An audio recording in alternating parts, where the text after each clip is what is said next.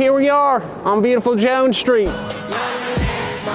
You saw Ted Jones. Look what happened to my pants today on the way over here. Well, Time to get some new pants. That's because you wear sweatpants every day. Well, yeah. How did you start that? Did you just like it because it's comfy? You're always in sweats. Yeah. Well, I used to. So I worked corporate. I worked in real estate for a while, for 6 years, and I was always wearing like slacks and dress pants. Finance, and I hated, and I hated it. So I just switched to sweatpants and sweatshirt anytime I can. You know what I'm saying? But now I just like being comfy. I was saying you look pretty New York. You're a spiffy guy though. I've been playing around with my style. I like the. Yeah, you kind of have been. In the last year, I feel like you've gone through a few different phases. I go through phases. I like that. It's a nice thing. I think you got to change the way you look. Keep them guessing. You know, sometimes I have the beard. Sometimes I cut it a little bit. Yeah. Short hair, long hair. Do you ever hat? Sometimes I wear a hat. That's true. And you wear the old-fashioned hats. You don't wear like brimmed hats. No, I don't like sports caps. Yeah. I like a nice. Do you ever when you shave though? Do you go razor to the skin or you use the buzzer? I buzzer. Do you ever go razor to the skin? No, he's here. I gotta go back up in a second. Everybody, you're going on right now. All right, do a little audio shot. No, you keep going. How do you check this? I'm checking on the thing. Okay, all right. Can you hear me? Yeah. Testing. Yeah. How's the mic? Oh, what's up, bro? Ryan Hall with the new drills. Get in here. Come here, Ryan. We're in the basement right now of the legendary Lantern Comedy Club. Actually, I never performed here when it was the Lantern. Did you, Ben? No. How old do you think I am? It was like 2019. I think I started comedy when I was 12 years old. It was 2019. I wasn't here. Albie, thank you so much. Albie's like, yes, 3 white guys doing a podcast. Albie, let me get one. Look, Albie's got 36 seltzers, and then there we go. This is beautiful. Our podcast is sponsored by Canada Dry, ladies and gentlemen. Canada Dry seltzer water. Cut that out. No free ads for the freaking boys over there. I think we should read because this is Ted Jones' world, but this is the first time we've had all three. I think we should change the name of this episode to Guys Who Fuck. Okay, the Guys Who Fuck at the shop or at Lantern Comedy. I think the full title is the Guys Who Fuck Committee.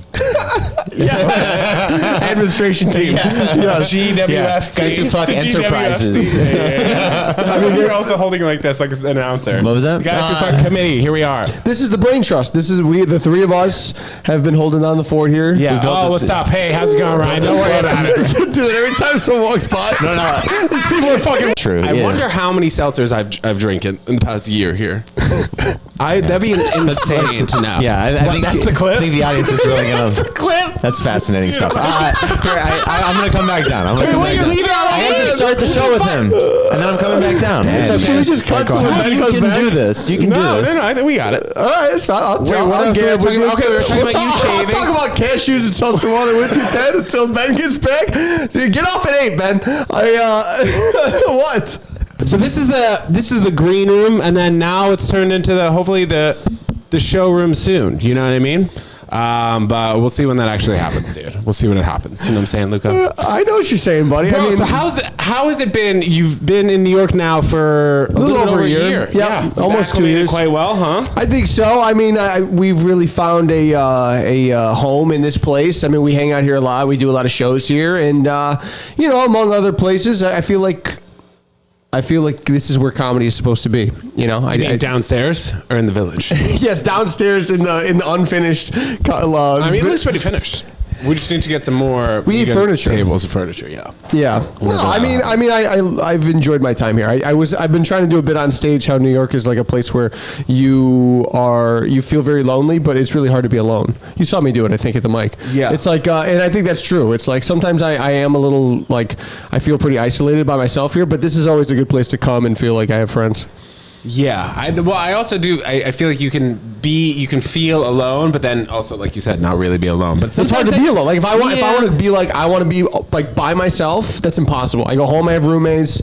I come here, there's comics here. I'll go to the movies. It's the only time I'm really by myself. I'll go to a movie where it's like an obscure time on an obscure day. What's the last movie you saw alone?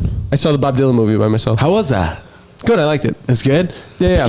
I heard he transformed himself quite well in that role. Yeah, I like Timothy Chalamet. I think that guy's a pretty good... You know what? I feel like up until this recent press run, people were giving him a lot of shit. He's a good guy. He's a good kid. Good guy from New York, like you. Yeah, You know, he seems like every. No, I don't know if a lot of people. Why are people giving him shit? I feel like people thought he was more soft, and then he went on game day and he just started spewing facts about college football, and then the bros started liking him on TikTok. Yeah, they thought he was a twink. Yeah, Got and it. then they did the lookalike contest. And he of came him. to the lookalike And contest. yeah, that was cool. No, he seems like a cool guy, and Yeah. I liked him when I saw him in Dune. Did you see Dune? No.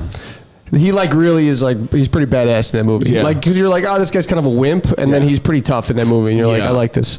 Yeah, because on the surface he seemed like he'd be like a Broadway actor. Oh! What's up? You know, Mario Bosco's been on this podcast 3 times. How many times you been on it, This Ben? is his third too. This is my third. Yeah. Oh, all right. Well, we need And 4. honestly, we have an unreleased episode that Ben never released that we recorded. that's true. Really? What did you? Yeah. Did you say the N-word on there? What did you No, say? release that. I mean, you have it. I know I haven't. I don't know if it's ever going to be released, though. We were probably talking about porn stars because Ben has interviewed porn stars Yeah, before. you know? yeah. Who'd you interview? Riley Nixon. Okay. She look her up, man. She's big. Who else did I like interview? My Ramones. She's popular now. How did you meet them, though? So my it's a long story, but like in LA, I think I reached out to him, but like basically I had a podcast producer who knew the cheat code for podcasting, and he's porn stars. Yeah. It's like the SEO. This guy is the Tiger. He used to edit Tiger Belly and Bad Friends. He's like in with those guys. Sure. And the cheat code for podcasting is porn, because if you interview a porn star, it doesn't matter what context or where the porn star is. People will search their name on every platform. They'll search their name on Twitter, because people are just jerking off viciously at home, looking at Twitter, YouTube. Basically, they finish jerking off and they're like, "Why don't I watch this woman? Why don't I watch this woman?" I want to know her thoughts. Yeah. No, it's like I'm in bed with her. I just masturbated, and now I can hear her say a bunch of dumb shit. And how was that? Was it kind of a grueling process? that was cool. They were all nice. They were great. Myra was really funny. I've done a couple things with Riley. They were both very nice. And this producer now, he's actually producing Myra's podcast, and it's like doing pretty well. They just like monetize, just doing, and he has another porn star. He's figured it out. Like he wanted to make good content with good comics, And nobody wanted it. and at least the stuff he made with me, nobody wanted. And now he just went to porn stars. I can believe that 100%. He was trying to help me build from the ground up. Who wants an aging white man? Well, that guy- instead, they You want got 3 of them now. Instead, they want a woman who pretends to be a child. That's what Myra is. Pretends to be a child. No. Yeah, she's like one of those who's like, no, I'm too young. Jesus. We can't, no. But she's like, but I want to. All right. Yeah. And she's 21, but she looks like she's 15. Like that's How old was she when you did a pod with her? she was. She's been 21 for the last 10 years. That's what it was. Yeah. So Luca and I were just talking about the landscape of the comedy shop. If you have any thoughts. How long have you been? You've been here longer than all. You've been doing spots for 42 years. Yeah, for all of us, longer like a than all of lifetime. us. No, I probably started like 8 months before you. I don't know, something like that. Okay. Yeah, Here at the comedy- shop? Yeah, something. I moved here a little less than 2 years ago, and I pretty much started here right away. So I remember you reached out to me on DM when I had that show at Yes. in Union That was Square, before at the I moved stand. here. Yeah. Yeah. Did you end up doing that show, or you did Yeah. the Moxie? I did Moxie. Okay. We had the show at the Moxie. I did your Moxie show. Yeah. Yeah, and I reached out to someone to see what the deal. I was And trying then I to show you a show. No free promo. I'm gonna bleep that name out. But I saw. Yes. Did you met me there, or I was on the show? I think I saw you He there. didn't book me for a very long time. I actually brought people to the venue and was like, "Hey, is it cool if I just do a quick spot? I have people with me." Yeah. And he said no. It's hard. And then the people I just found them on the street. These people just went to the show. No way. That's hilarious. So I just gave him free money, basically. I just gave him an audience. Yeah, but Fuck that. Cut that, or edit it, bleep it, bleep it. nobody's gonna watch this. The isn't gonna watch this. You might. I doubt it. Dude, don't think so? my mom, she called me the other day and she was like, I popped up on my YouTube, your buddy Ted Jones and Mario Bosco doing a podcast. She watched the episode. Bosco killed No, it, man. the chief Let's is go Porn Mario Bosco. but like Mario Bosco. Bosco's a category. It's like it's porn and It's Italian porn. Wait, what do you mean it's porn? no, porn is number one. Yeah. No, and then like I have to go light this guy in a second. All right, hurry up, back down. We're gonna count. Tell us Ben something good goes about into yourself. dark areas though. Ben can go dark and then come on to the light. Yeah. It's a nice little thing to dip your toes in, bro. I don't know about me, Ted. I don't know, fucking. Yeah, tell us about you. Last Tell time- us something I don't know. Tell us something we don't know about you, bro. I don't know, man. That's such a hard. That's like a first date question. That's I know, dude. Speaking of first dates, right? You know me. You know me well enough. I feel like I do know you well enough, but maybe there's some things that I don't know about you, Luca. well, like you got one. You got one that I wouldn't know about you. High school. What High about school. me? How was high school? How was high school for you? Did you play sports in high school? I did not. No, I did kung fu. You did kung fu You too know I in did high kung school. fu, I know you yeah. did kung fu, but now you do tai chi. Or you do Tai kung Chi's type of kung fu. Oh, it's a subcategory. Yeah, kung fu's like the big umbrella, and then Tai Chi is like within the umbrella. And how did you get into that? My house growing up when I was like younger, like in middle school, was really close to Chinatown, and there was a school like walking distance of my house, and I just wanted to do some kind of martial art. I saw that Batman movie, and I really wanted Which one? to. Batman Begins, where he goes like in the mountain and he fucking trains, and I wanted to do that. So then I went to this school. I didn't know what it was, but it was kung fu, and so I just kind of picked it up and I Are liked you it. one of the best in your class now? Or is it like No, it's not advanced? I took a pretty long gap, but I know what I'm doing. I'm in like the beginner level class, but I think I'm advanced for the beginner level, if that makes sense. So when are you I'm gonna like start kneeling on kids' necks. When can you start taking the advanced class? Hitting women? No, they just told me the other day, they're like, you got to test for it. Here's the thing. dope. Here's the thing about. You ever take a martial art? You ever No, do anything? no. The thing about it is it's all sort of, no matter how much they tell you, it is a little bit of a pyramid scheme within it. Like no matter what, they're like, oh, you want to get to the next level, you have to pay this much money and then test. So like, they told me, they're like, you have to take a test and you hear, like my exam, but really it's like pay $200 and you could take the next class. And it's like, I don't know if I want to do that. Like I kind of treat it like going to the gym. I just go there and work out. Right, but is it like the karate system where you go from white belt to green to There's red? no belts, but it's levels. It's like level 1, level 2, level 3. Did you ever get into karate? Or no? No, was not a karate guy. But karate and kung fu are very similar. It's just karate is Japanese and kung fu is Chinese. Kung fu seems to be more Kung fu is a little Similar gayer. to dance. It's my friends back home, they call it Chinese ballet. okay. But I mean, it's like I'll tell you what. It's one of these things that like because you're a big health nut guy. I mean, no matter what age you exist on, You can do it. you can do it. There's a Yeah. capacity of which you can do it. So like when I was younger, I was doing a lot of like flips, and I had like weapons, and I was Flips? yeah. I can see you kick really high. Can you still do flip? I could do a flip. Yeah, but I would do like a lot of them, and then I would like fall on the ground. There's like a whole like. There's a type of kung fu where it's all like you jump and flip on the it like teaches you how to fall. It's like you're learning how to fall properly, but it requires you to kind of like do a front flip and land on your back and like kind of like stunt double shit. And so I was doing that, and then now I kind of just do the regular forms. But then when I'm older, hopefully I do more of the soft tai chi. People who are doing do people do when I see people in the park, are they doing kung fu or tai chi? If you see old Chinese people in the park, they're doing that's what it tai is. chi, Okay. And which is kung fu. and that's what you do sometimes in the shop. I do tai chi sometimes in the shop, and but I do tai chi on Wednesdays. So I do kung fu Monday, Friday, and then I do tai chi on Wednesday, which it's is a like a busy good week. reprieve. Because it's soft. You're just kind of like, it's like meditation. You ever meditate? You're a big, like you're a vegan. You're always running tarps off on the West Side Highway. And you like, do you ever, have you, mental, like meditation, like anything like that? What do you do? I think the things that require multiple steps, I tend to not like to do. In general. You're like the things that require mind. I like to do. Dude, exactly. Like when I used to smoke a lot of weed, I always used to smoke before things where I didn't have to talk.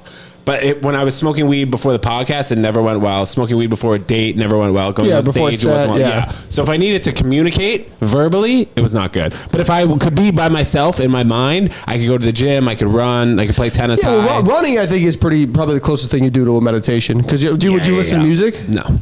No, you just run. Yeah, like I go to the gym without a phone, without headphones, and then I run afterwards. I think that's the way you got to do it. Because that's what. Because really, like meditating is like you have to sit there and think about nothing, and you have to just you have to force your mind to not.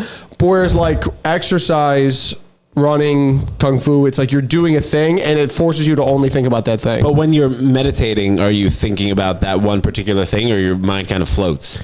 Meditating is all about, like, from what I understand, and it's my brief knowledge of it, but it's like you're trying to recenter your mind. So it's like your mind no matter what is going to wander. So like you'll sit there and you try and pick an object of meditation, whether it's your breath. Sometimes I use like little beads, and like I'll inhale, exhale, and then I move a bead, or then that requires like extreme locked inness though. That's the whole point. Yeah. Right. Meditation is if a bro was to describe meditation, it would be extreme lock in. That's what it is.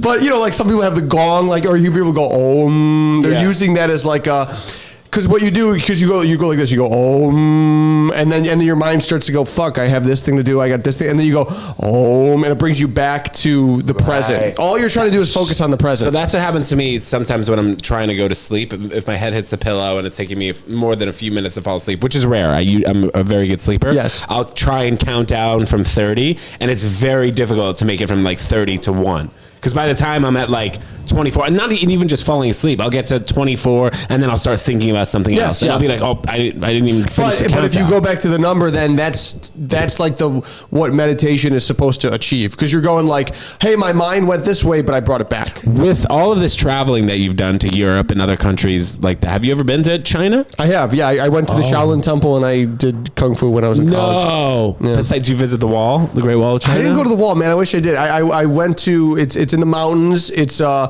where the style of Kung Fu that I do is from. It's called the Shaolin Temple. So I stayed there with like monks. And do you ever hear of this monk fast? Do you ever hear about that? No. Where once a week they fast for 36 hours. Yeah. You fast every day? For the most part, yeah. Like I mean, it depends on how long.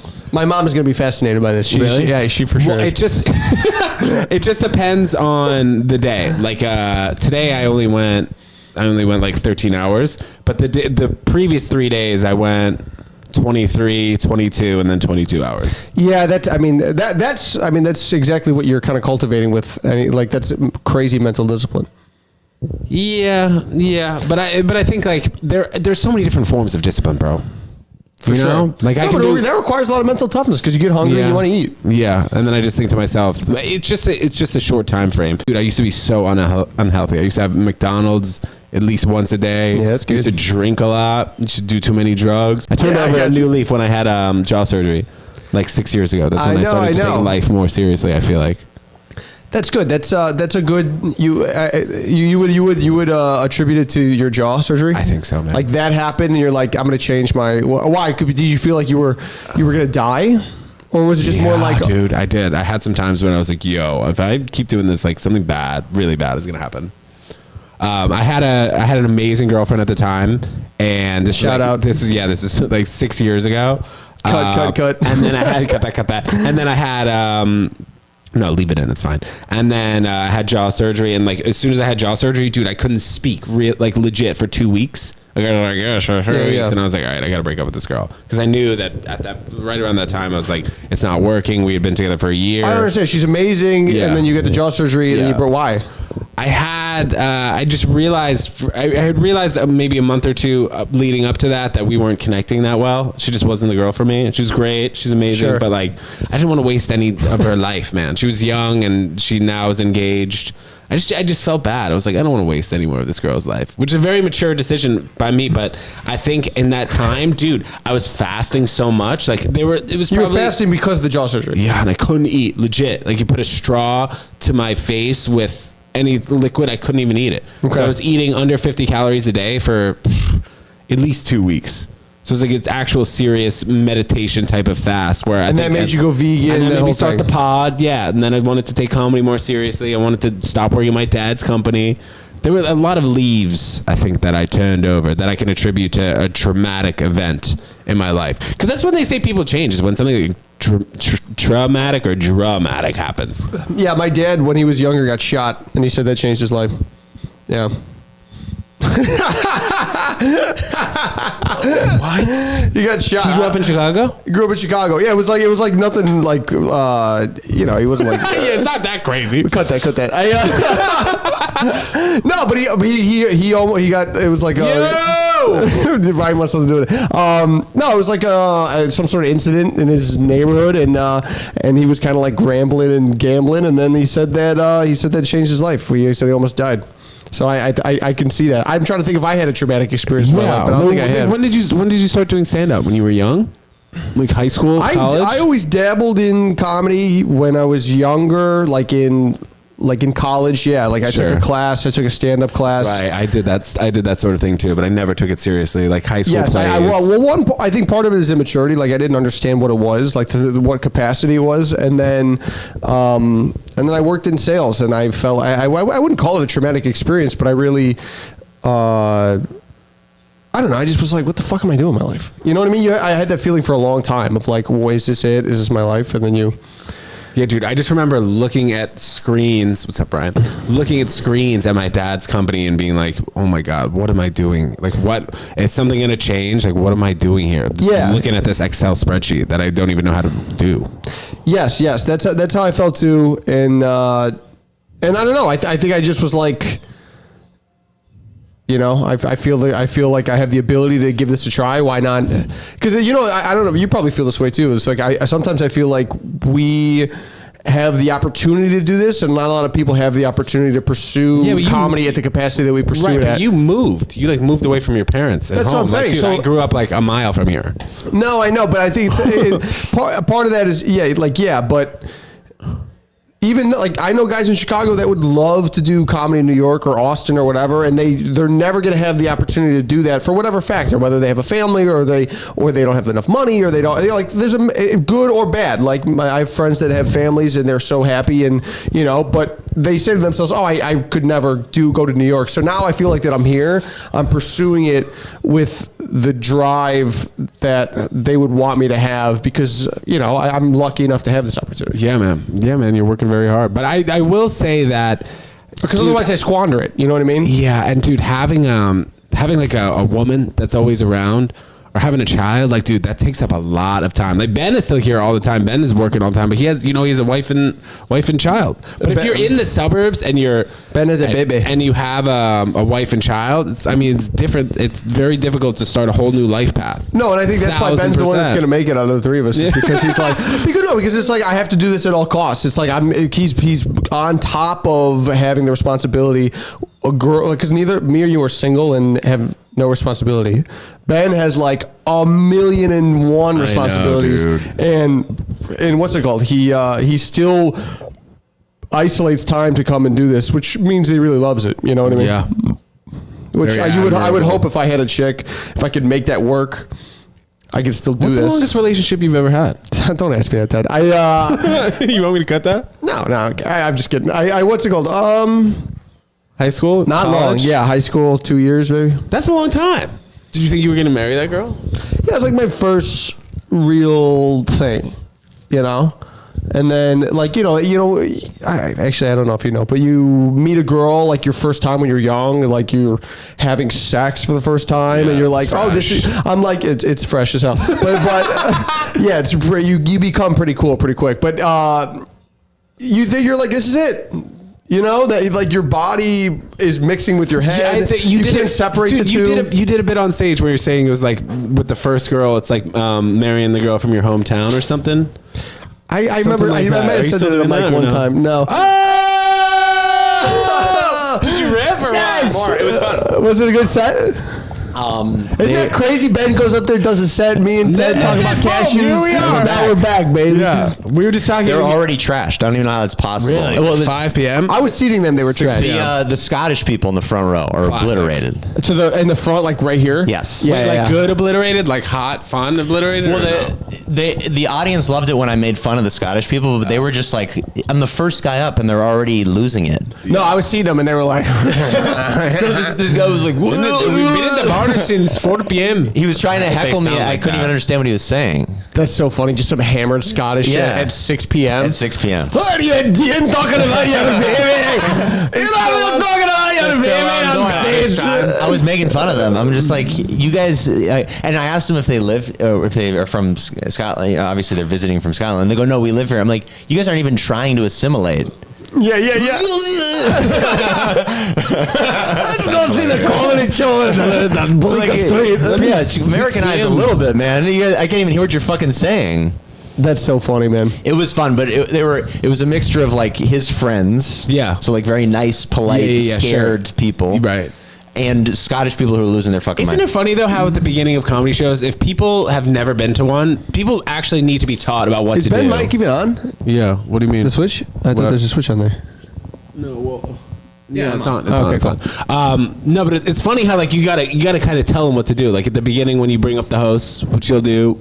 There's an etiquette to being an audience member that a lot of times they don't understand. Yeah, and there's also etiquette to seating people. There's so many nuances about a comedy show that people would never just even think about. Sure. Like if 10 people came to the room upstairs and all 10 of them just sat wherever they wanted, they would sit all the way in the back. Yes. And then that's it. And then they might not even laugh. Well, and what you forget when you do stand up all the time is that most people who go to a show, they go to like one show a year. Yeah. Yes. And you mentioned that if people go to like more than 2 shows a year, it's like they either want to be a comic or it's like. Zach Brazow said that to me, and I'm like, that sounds about right. What did he say? He's like, if bizarre. they go to 4 shows a year, they want to do stand up. Yes, that's for sure true. That's insane. I think the average person does 2 to 3 a year. Yeah.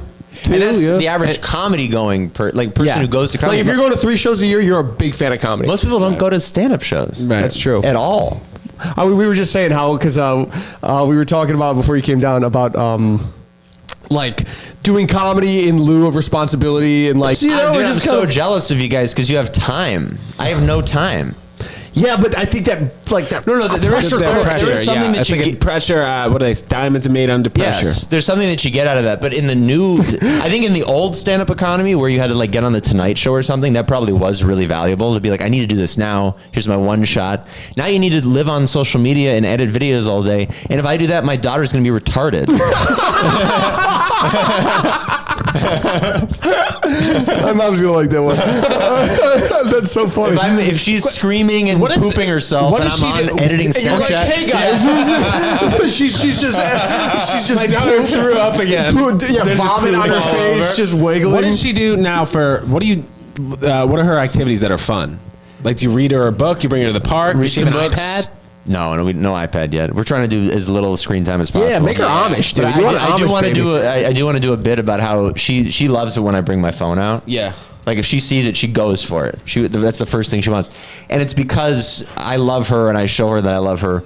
But I don't love anything more than my phone. Sure. Or I'm not as engaged with anything more because I don't love my phone. But when I look at her, I'm like, oh, it's so sweet, it's my daughter. And then when I'm on my phone, I'm like, what the fuck? Yes, and she sees that black and white. Yeah. Right. She sees me reading things and fucking answering texts and going, what? Why the fuck did they?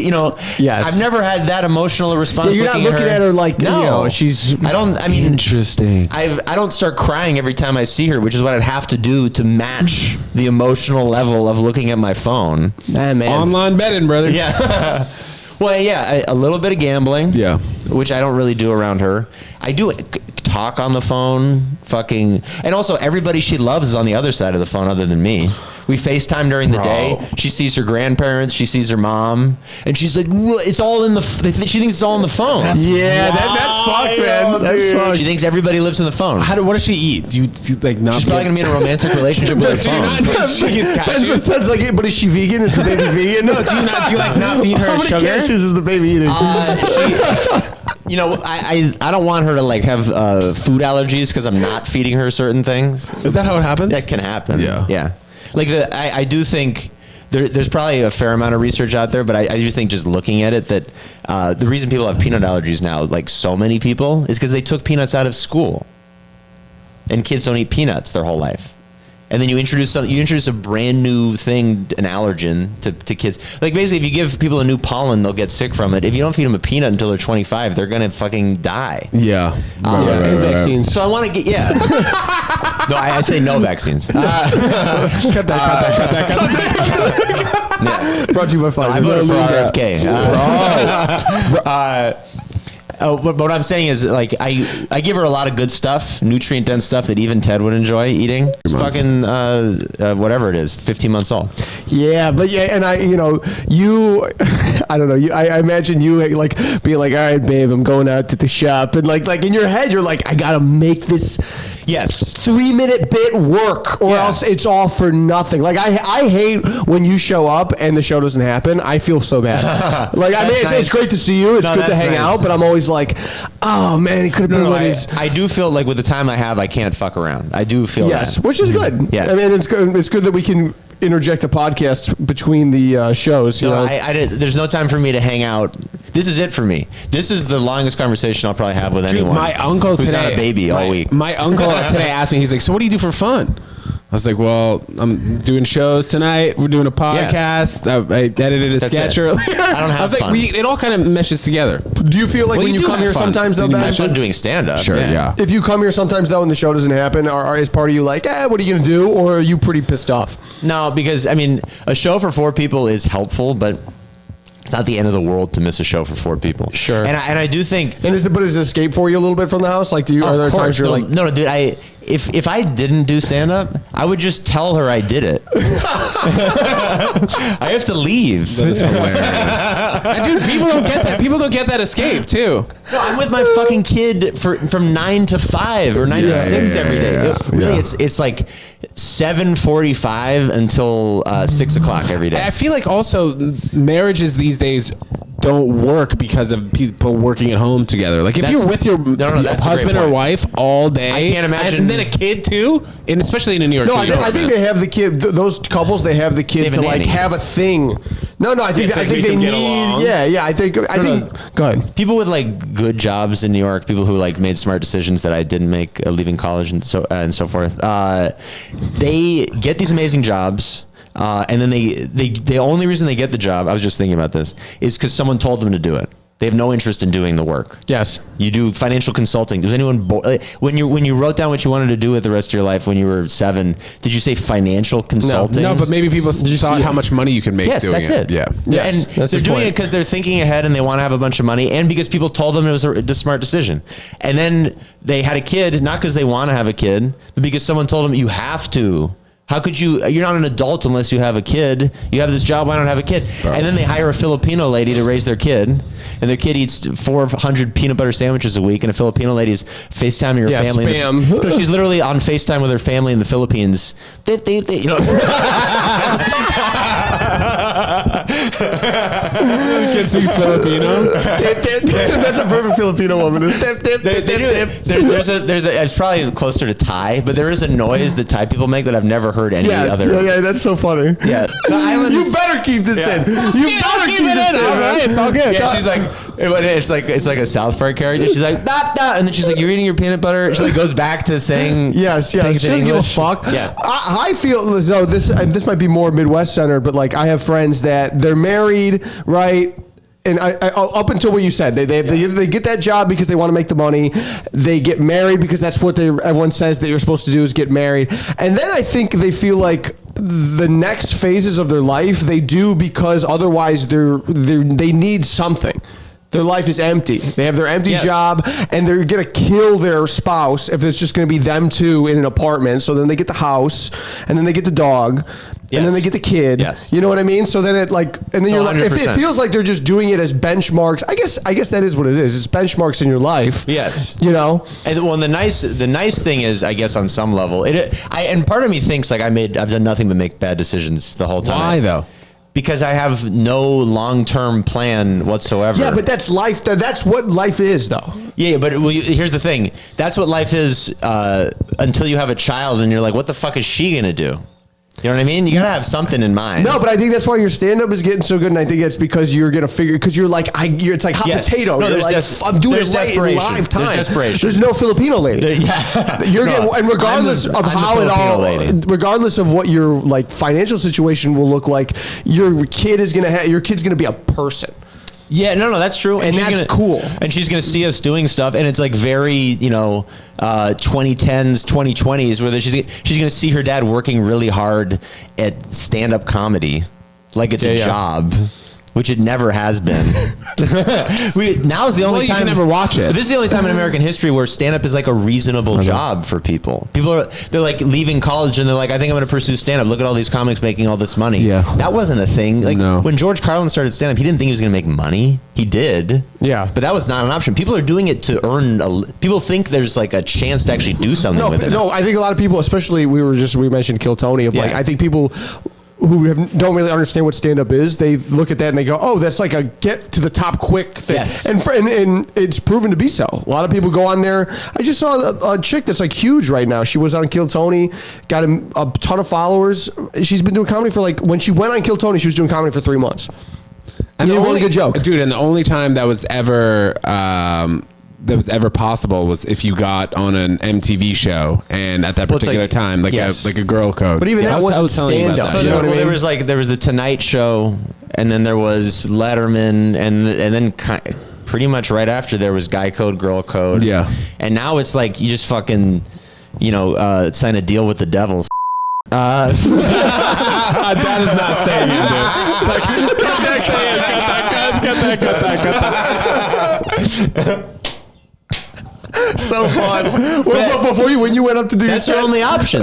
When you went up to do your set, me and Ted were like, relationships are hard. Like we're talking about like our life. Now you're just railing into. I mean, I'm happy to talk about relationships too. Well, okay, so this will circle back a little bit to my family, my relationship. Enough about that company we didn't talk about.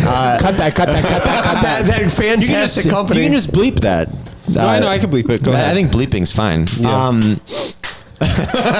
Social media is the only option now. That's all I was saying. Yes. Which is a full-time gig, and it's not as pure as I've been trying to indulge in it myself. I mean, you have to do it. Me. You have no choice but to do it.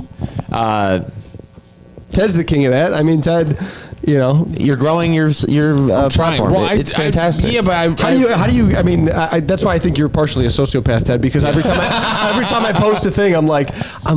God, this hurts my soul. Every time I was talking to Juan de Grif about that. He was like, dude, every time I post, it just ruins my day. Yeah, so you don't feel that? Nah, sometimes I do. If it doesn't do well. Well, it can be. But you have, dude. It's so hard for it not to ruin your day or to just boost your mood. It's like if a girl texts you, a girl that you have a crush on texts you. That what the fuck's it called? Not adrenaline, but the endorphins that you feel when a girl texts you that hasn't texted you in a while and you want her to text you. It's the exact same feeling as if your post is well. I guess so, but I feel like when you look at your phone, you're like, oh, that posted well. My thing is like I'm not. I can't find, because I know part of me at the end of the day feels like I'm doing this just to get people to follow me. Sure. Like there's whereas I do stand up because I'm like, oh, I feel this. I need to get this out of me. This is how I see the world. I mean, you're making a good point. Like if you did stand up for the same reason you did social media, your stand up would be horrible. Agreed. Yes. Yeah, agreed. 100%. Yes. And yeah. Well, but social media is just to just so I can do stand up more. And when I think about it that way, then I get past that feeling of like I hate myself because I'm like if I don't do this, then I can't do stand up anymore. Yeah. And ever since I put myself in that headspace, and I've talked about this many times, recording the podcast, that we're only in the baby stages of people having to do the social media aspect in order to lift up their stand up. Like you have to post and you have to be engaged with people in other parts of the country so that when you visit them, they're coming to the show because they follow you on some screen. But then it's also a plus that you're great at stand up, which to them, which is insane, which is insane to think that you work so hard on stand up and then the reason that they're coming is because they saw a video of you doing something not related to stand up. Yes. Which is insane.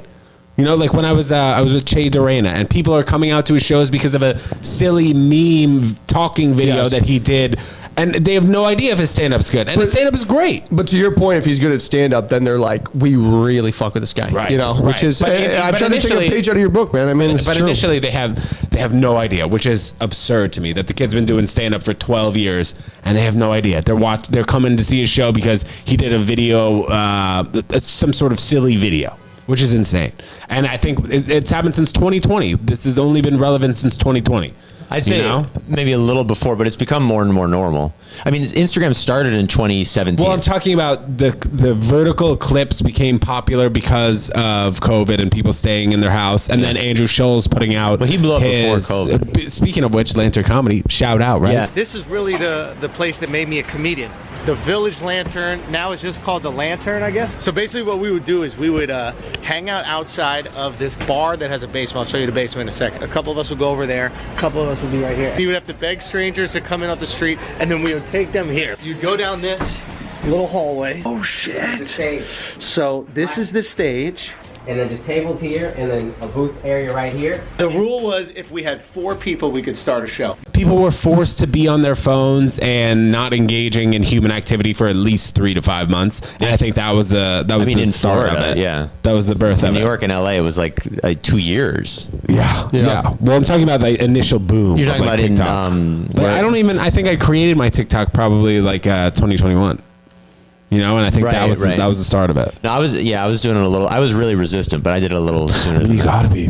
You gotta be. You gotta have your hand in both buckets. It seems. You have to. And it's also, it's a time where like you can get 1 million people following you on social media and be like, I'm gonna go do a stand-up comedy show. Yes. You get 300 people to buy tickets. Yeah, well, I just told my brother on the phone. It's like when I post something and only 7 people like it. It's like, well, I normally do a show for 7 people anyway. Though. You know what I mean? That's a good point. So it's like if I made 7 people enjoy themselves for a second, it's kind of the same thing as doing a 3-person show here. Well, and it's definitely a long game. I mean, it doesn't. Social media doesn't happen quickly. You chip it away at it. There used to be viral clips and stuff. That doesn't happen anymore. There's no virality. Yeah. One person doesn't go viral. Right. That's true. That's true. The clip might there's no way that you've seen the same 5 million view clip that he's seen or I've seen, right? Which is insane. But like someone like PewDiePie or one of those original YouTubers. PewDiePie, dude. I mean, you got to keep your daughter off the fucking YouTube, guy, dude. No, it's horrible. All of it's bad. But he probably went viral in like 2015 and then is a fucking multimillionaire ever since then. Yes, for like Playing video games. That's Yeah. all he's doing. And getting in fights with Joe Rogan. That's all he's ever done. Did he get in fight with Joe Rogan? He said Joe Rogan was dumb like a long time ago. Joe Rogan didn't start the podcast to reach, hundreds of middle-aged millions of mothers. people. That's not what he was like. I'm gonna hang out with the bros. Like the fact that bros like Joe Rogan, that makes perfect sense in my head because that's his audience. But he's the Tonight Show now. He's the yes. He's the news. He's like everything for people who are like a little edgy, like your mom, evidently. She's like, I really like the Mel Gibson episode. Yeah. Oh my God. She did. Cut that. Keep it. Shout out, mom.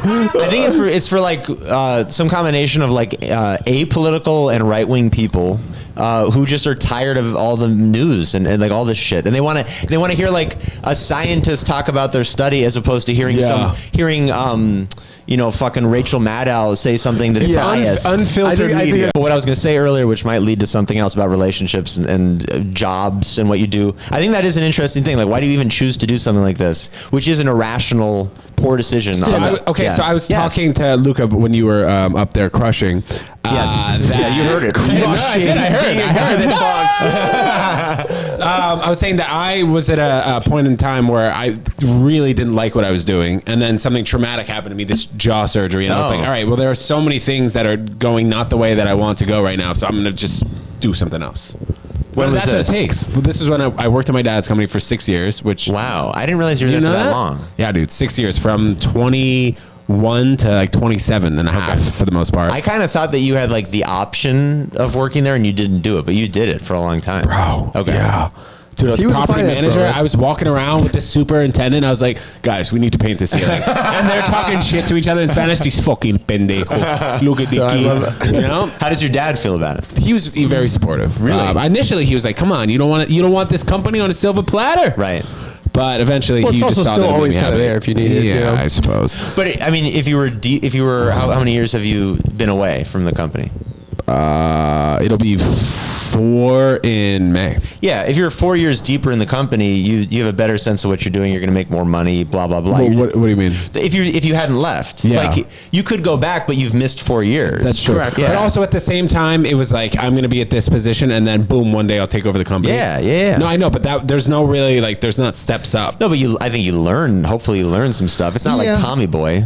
Did you see the movie? I do remember loving that movie, but what was it again? What was it again? He takes over his dad's company. But he's totally incompetent. He's completely incompetent. David Spade's his babysitter. Right. He doesn't know what he's doing. And he like somehow discovers his, he like gets to use who he is as a person to be the boss. What it's a good movie. Okay, but what I was going to say is, I do have an somewhat interesting perspective because I'm doing my own thing, stand up, not making money at all. I'm almost like pushing money away from myself instead of pursuing any other career that I could have pursued, which is, I don't know what it would be.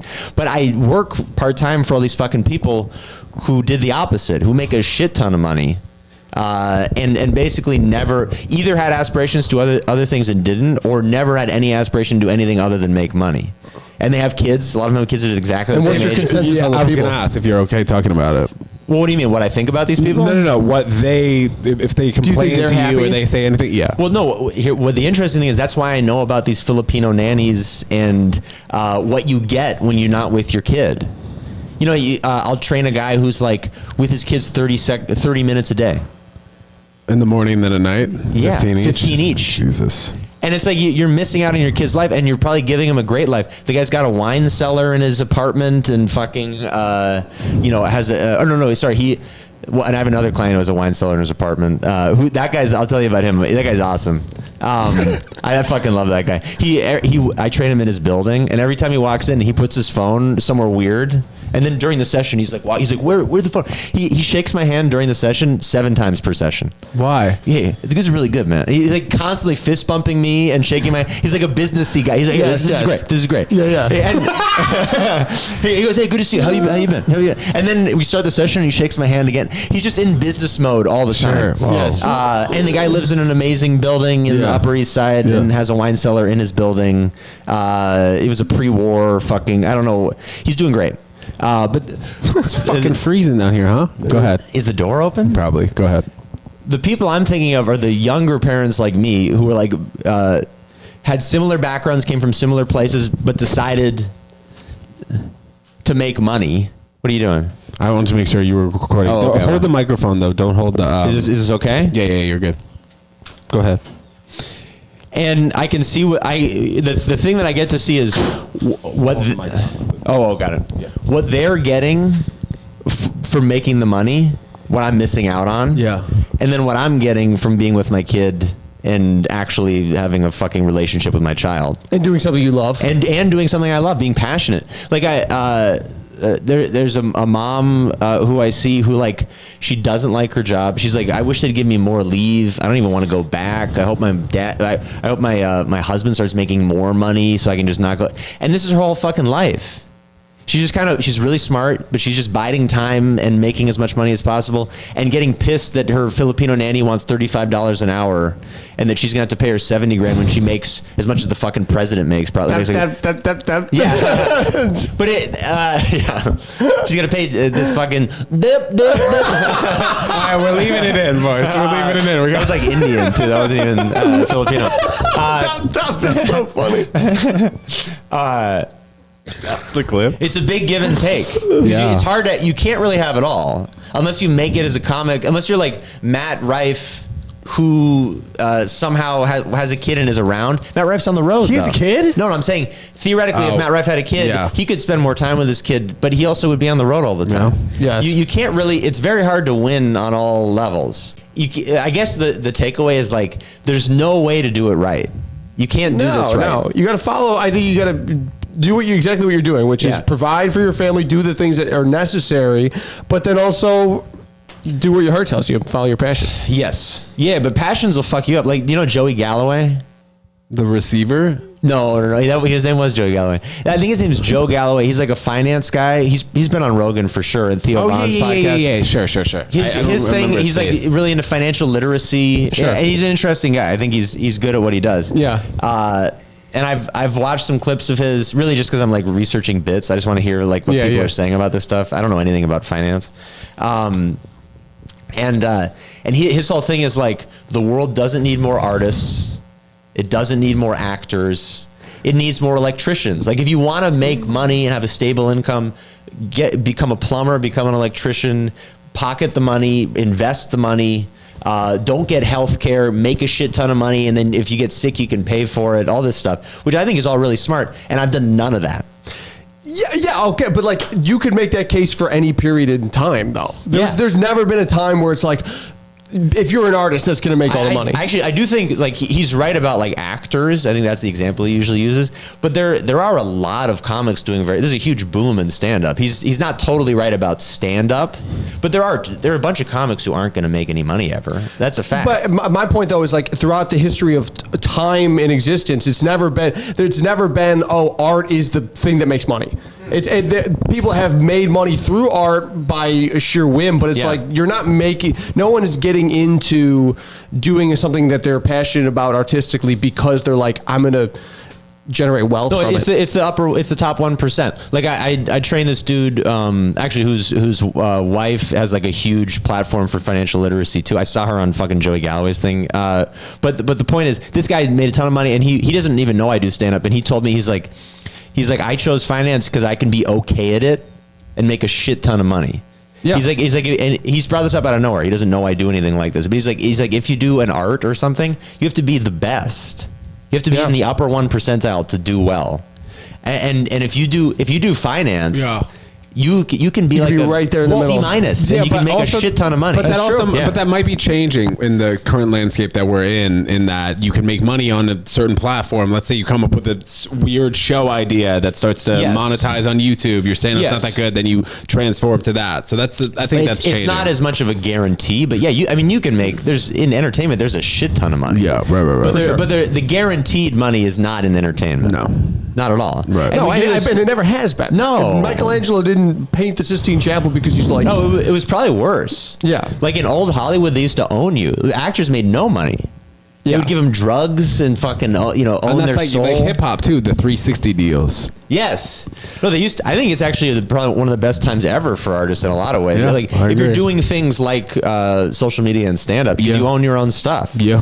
Yeah, there's no middleman, or at least not as often as. No, I mean, again, if you're acting, or if you want to be a director, God fucking knows how you do that. Well, you have to be a transvestite. You have to I mean, speaking of babies, I think you have to like blow a baby at a Diddy party. Keep it in, Ted. Keep it in. This is late in the episode. We're good.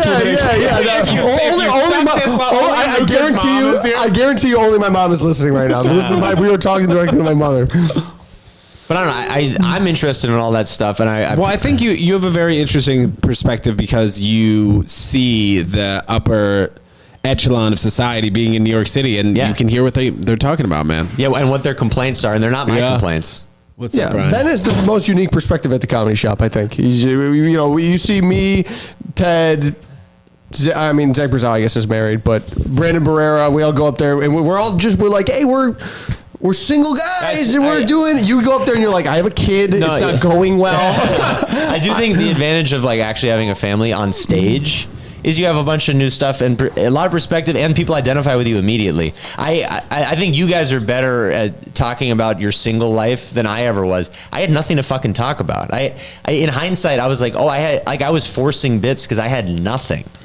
And now I have a ton of like stuff that if you go on the road, almost everybody gets it. In New York, not everyone does, but they still understand. And your stuff is like you're talking. I mean, it really kind of feels like it's just sort of like I'm talking about my day here. You know what I mean? Like my this exactly. You're just telling me, and I feel like my best stuff is when I'm like, this is how my parents are, and this is what they are. And that's the only like sort of thing I can grab onto. Where you could do your wife, you could do your kid, you could do their in-laws, you could which you run through the gambit. No, relationships are huge, and everyone has fucking parents. Everyone's been a child at least, and everybody gets it. And I am curious. Like I've never been single in New York. I've never done stand-up in New York. No, I mean I can't even really imagine being single here. It feels like there's so many fucking people.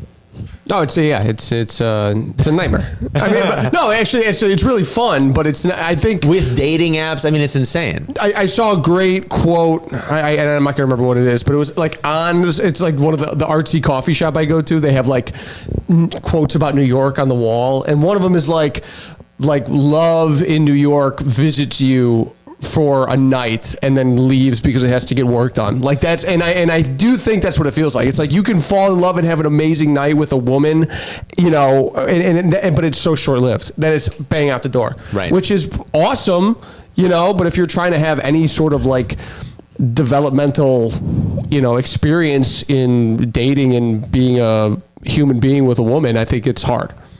Does that make sense? Like long-term growth is more. Maybe more so now. Yeah, I think with there's so many different options in quotes and so many different things going on. People can look at their phone and be like, "Oh, I want to go there tonight with the girls. I don't want to see that guy that I had a good time with last week." Something like that. Well, there might be someone better. I do theoretically. Like in LA, people were looking for someone who could like help them more a lot of the time, depending on what they're up to. And I do think in New York, people want like. I do see people coupling up. You know what's interesting? I'll walk home. Luca, you probably do this too. Like when I walk home on like a Friday or Saturday or any night for the most part, and I go from Greenwich Village to where my apartment is, and I just see the droves of people who are out walking on the street or walking into a bar or wasted. I'm like, what am I doing? What am I doing? I get mad at those people. No, that's what I. Yeah, I get mad at them. I don't know. I'm just like, what the fuck are you doing? No, I've definitely shoved them a little, like, kind of hard, like walking over here. They're in the way, and you just kind of like push them a little too hard. Yeah. I mean, but like, I also, well, you know why I don't like them is because I see myself, my former self in them. That I think that's really what it comes to. Because I go, these guys are going out there with no, like, they all have just trying to get laid. Nothing going on. They just want to get hammered and they just want to put their dick inside something. Well, and I hated. I was just, what a meaningless. When you're 22, you think that's all that matters. But I wish I had a little bit of perspective because it doesn't do anything for you really. You get some life experience. No, but that's why sometimes I'll get jealous of these guys. Well, obviously you can't do anything about it now. But sometimes I'll get jealous of the kids who started stand-up at 18. They'll make the technology where you can become 17 again. That's a movie. I just wants to be 17 again.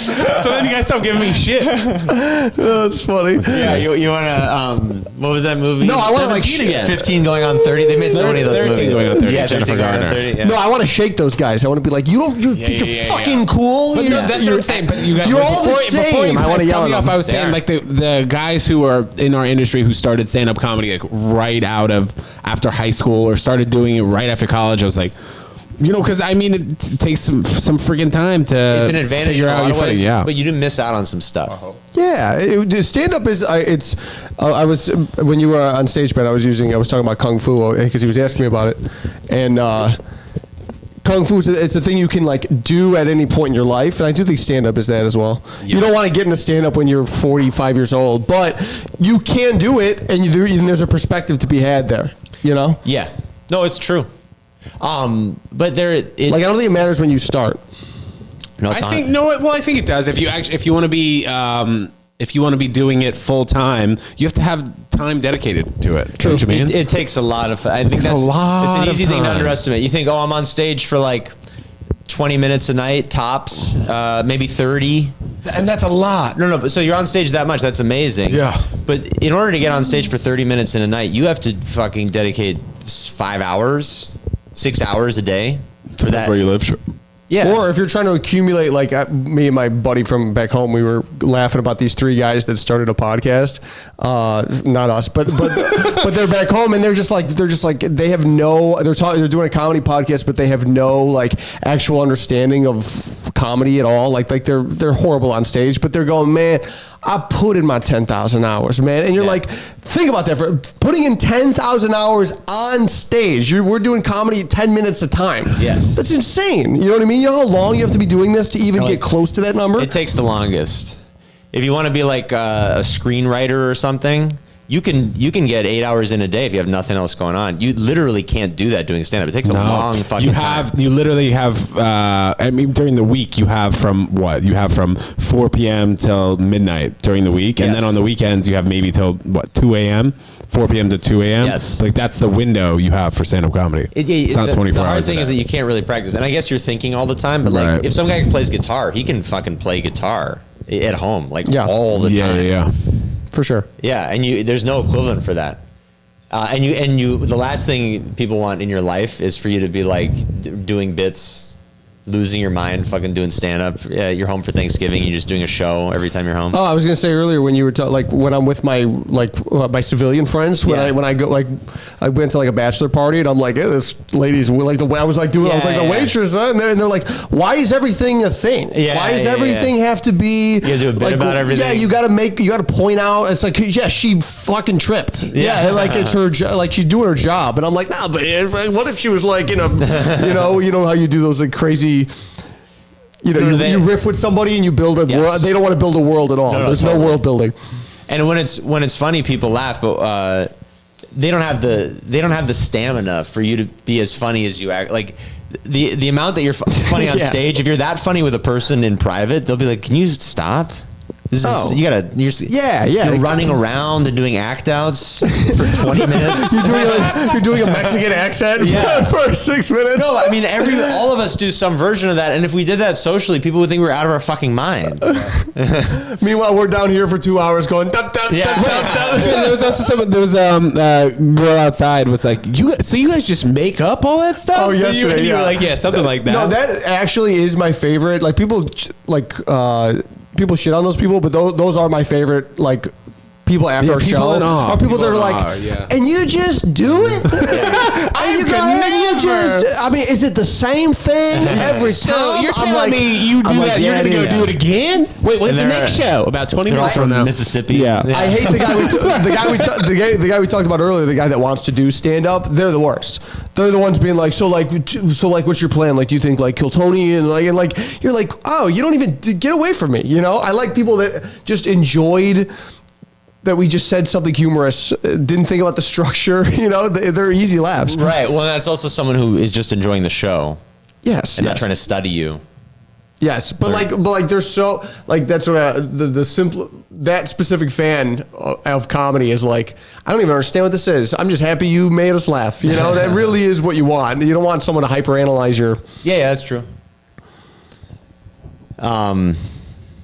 Yeah, did we burn out? Are we winding down? I gotta take a piss. Yeah, me too. I think this is a great first episode, guys. It was good. Is this a subcategory of Ted Jones podcast? Guys Who Fuck. I think so. So yeah. Ted Jones at the Lantern. Ted Jones and pals. We need. I mean, Guys Who Fuck is our undercover name, but we need like a real crew name. Yeah. All right. Well, we'll do some brainstorming. We're here most weekends. If you guys ever want to come see us perform, please come to the Comedy Shop, 167 Bleecker Street. I've got Luca to my right. Luca, why don't you shout out your Instagram so if anybody listening and watching wants to come follow Luca you, Ferro please. Comedy, LucaFerro Comedy. Yep, I've been posting a lot. Follow me, Mom. Thanks for listening. Thank you, Luca's mom, and we got Ben to the left. Ben, shout out your socials, please. What's your mom's name? Teresa, if you want to follow me, it's Ben Herwitz, comedian. Thank her for the boots. She gave you the boots. Oh yeah, I mean the boots. Scarlett's gonna love those when she's about 4 years old. The boots are great. They're your boots, and then now they're going to. No, they're like Uggs for like a kid. They're really cute, and Scarlett will wear them eventually. She was just like, give them to your friend as a baby. That's all. We have them. They're waiting for her. She'll wear them. Yeah. Thanks everybody. Guys, thanks so much for listening and watching. This is Ted Jones World, and we'll see you guys next time. Peace. That was fun.